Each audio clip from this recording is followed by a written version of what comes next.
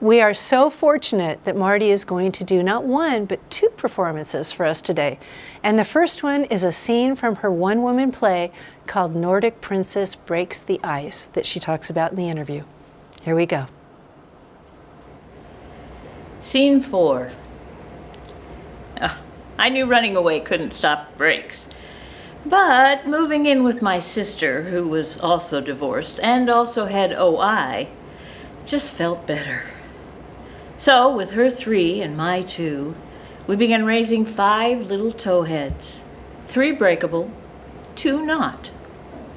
Then I heard about this on-camera acting class. I was told there was this great teacher, Mr. McCambridge, who was teaching. Shh, don't tell anyone, but I sort of fell in love with my teacher. The girls liked him too, at first. He let them play with props and even began doing fashion shows with them. It wasn't until we decided to get married that their attitude changed. This was going to break up their family. We'd have to move to our own place. They were devastated. They actually thought my sister should sue for partial custody so they could live with their cousins on the weekends. They got over it. Eventually. I think. Anyway, Michael began teaching at Laurel Hall, a school in the valley, and so they rode to school with him and spent time getting to know him. Then he started this little theater company, and things were great. The dark shadow of OI just seemed to be out of the picture. Little did I know it was lurking just around the corner. Jocelyn and Casey were both performing in the school production of Oliver.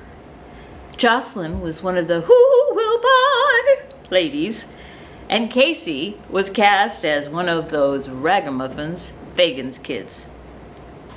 Friday night's performance was a huge hit. Everyone was flying high. Saturday night, Act 1 was done, and backstage was a buzz during the intermission. Oh, it's so good. You were great. No, you were great. No, you were great. Oh, I wish we could do this forever. Lights flashed for curtain up on the second act. Then I heard it. We all heard it. But I recognized that familiar scream of a broken child. My child? No, please, no. There she was, lying in a muddy patch. Her foot was canted at an odd angle, and she was screaming at everyone to just get away from her and don't touch her. 911 was called, and the curtain was held. Paramedics got her to the ambulance, but before they put her in, they asked me to sign a waiver. It showed that they were not going to be taking her to our hospital, but to a smaller one close by. This is so ridiculous. When you hurt badly, you don't want to be moved over and over. Trust me. So I made them put her in the back seat of my car so I could drive her to our doctor at our hospital. You do whatever it takes. That's why they call me Mama Bear. We spent the better part of that night in the hospital. She had to be knocked out so they could manipulate the ankle back to a more normal position. They put a large cast on and gave her some crutches. Back at the theater, Oliver, they had let someone else go on with the script for her big number in the second act. But the next day, she insisted she want to go on for the matinee. I guess my children have that the show must go on in their DNA. She had to sit in a chair in the aisle, but she sang out her part with gusto. My job for this particular show was to fill in the gaps in the backstage area. I helped with makeup and made sure kids got on stage on time, and I was working with one of the costumes backstage when the backstage manager, Jennifer, came rushing up to me. I think Casey's broken her arm. That's not funny, I said. It's not a joke. Come with me. She went to the back of the auditorium and we watched as Fagin's kids marched around singing, "Be Back Soon." Casey was right where she was supposed to be, marching and singing all the words, but she was saluting with the wrong hand. Her other arm was hanging loosely at her side.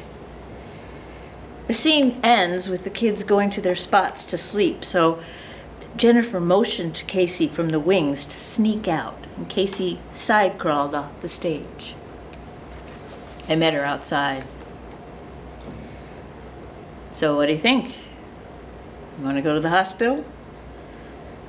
"No," she said quietly.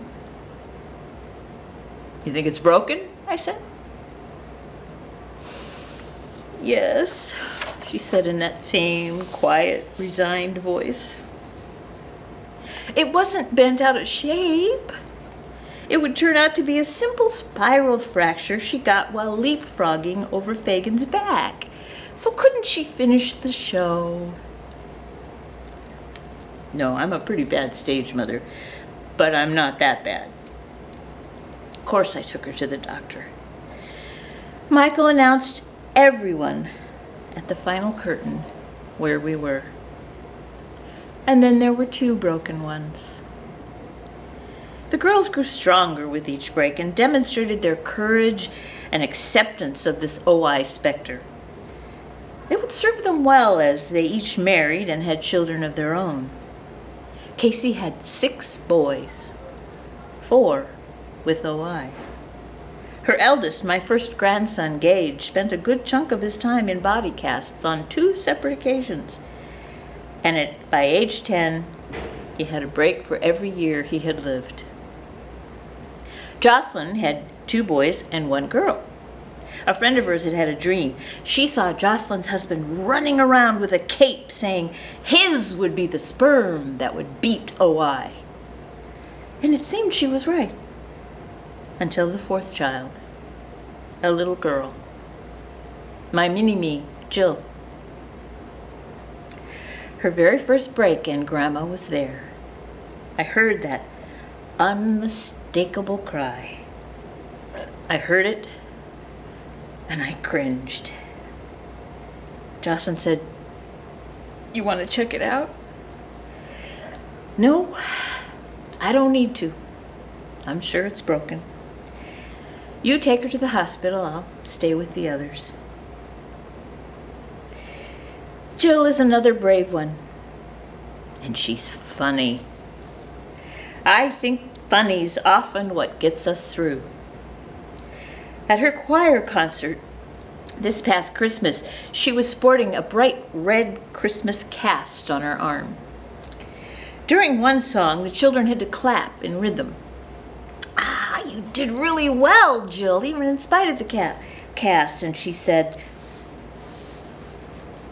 "Well, it did hurt a little bit to clap. But no one's gonna stop us if we want to do something. No one's gonna tell us not to at least try. If we break, we'll deal with it. And if we escape breaking, well, how great is that?" For Marty's second performance, she's going to play the banjo and she's going to sing at the same time. Amazing. "Hi, this is my banjo. Goes with me everywhere. Well, almost. Anyway, I'm going to sing Mardi Gras in New Orleans."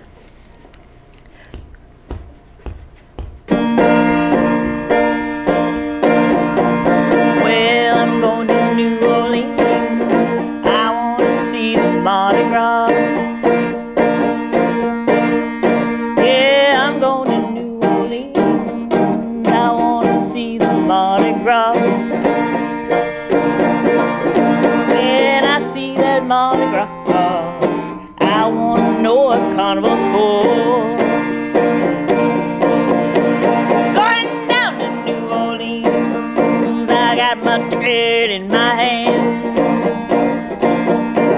I'm going down to New Orleans, I got my ticket in my hand.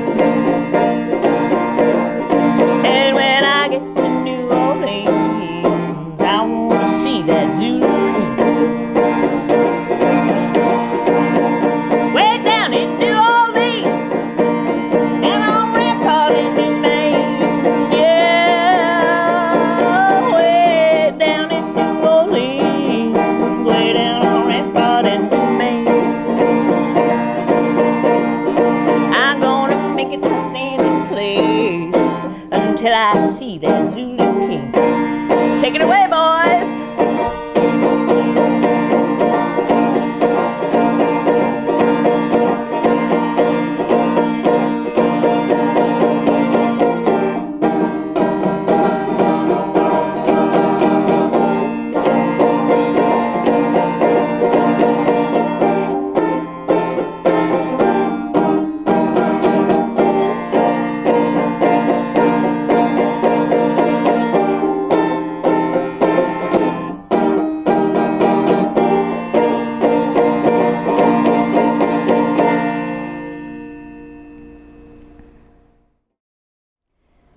Okay, this next one is called St. James Infirmary.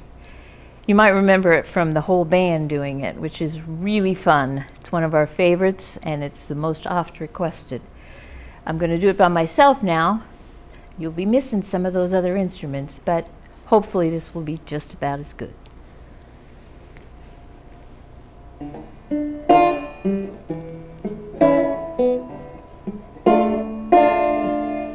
I went down to see Joe McKendy. At the bar he stood with eyes so red. Turned to the crowd around him, and these are the words he said. I've been down to St. James Infirmary to see my baby there. She was stretched out on a long white table, so young, so cold, so fair. Let her go, God bless her. Wherever she may be, you may search this whole wide world over. You'll never find a man like me. Now you heard my story. Let's have another round of booze. And if anyone should ever ask you, I got the St. James Infirmary blues.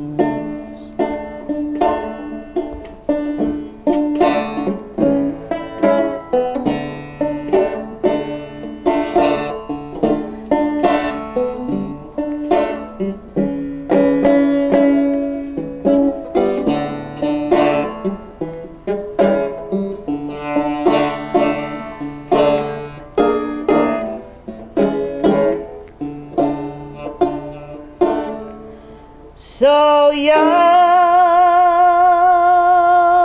so cold, so fair.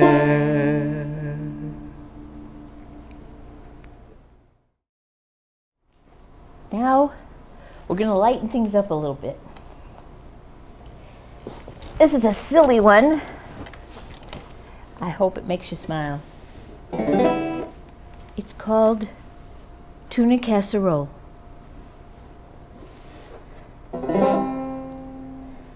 Soft as the voice of my mother, calling the night shadows fall, calling her children to suffer. Oh, what a heavenly smell there on the dining room table, served from a Corningware bowl, eaten with Jello and Kool-Aid. Tuna, the food of my soul.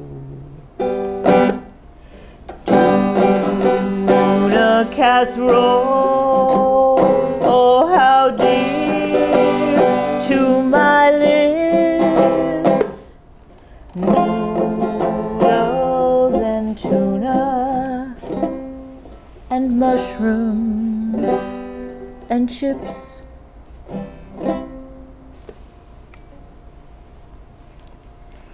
If you grew up in the Midwest, you know you had tuna casserole. This last one is an original piece that the band kind of put together.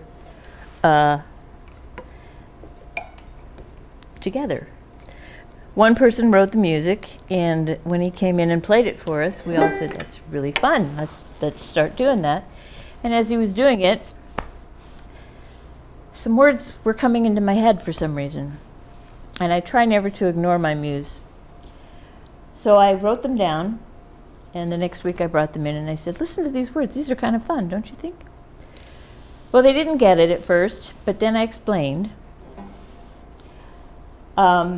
My dad, who also had osteogenesis, was in the service.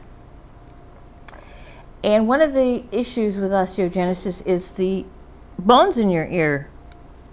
If you have a big sneeze, the bones in your ears will break, and then you can't hear anymore.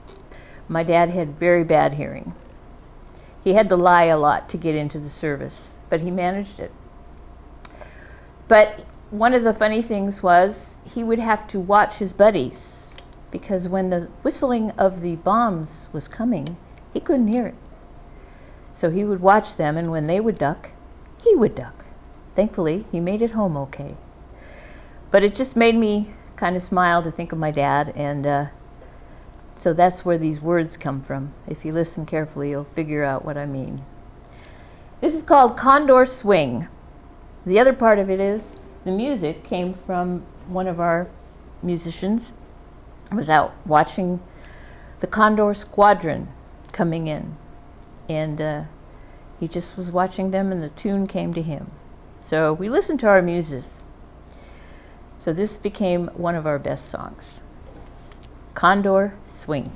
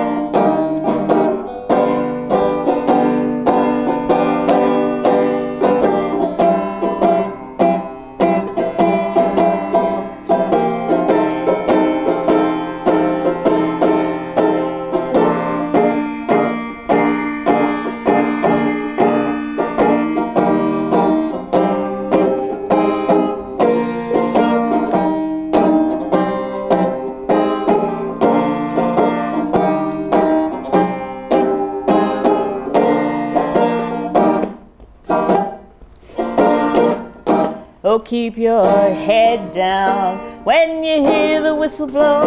Don't you worry, don't you think I know? 'Cause when it's over, in just a little while, I'll be coming home to see your sweet, sweet smile. She wanted to be brave for her soldier boy. She wanted to be brave and bring him joy. She wanted to be brave. When the bombs would drop, she wished that she could be there to make them stop. From the dock, she waved goodbye. She tried so hard not to cry. He waved back from the great ship's deck and thought about the last words she had said. Oh, keep your head down when you hear the whistle blow. Don't you worry, don't you think I know? 'Cause when it's over, in just a little while, I'll be coming home to see your sweet, sweet smile. That's it. Thank you. So this is the end of our show with Marty McCambridge. Thank you so much Oh, you're welcome. for being a guest on the show. I really appreciate it.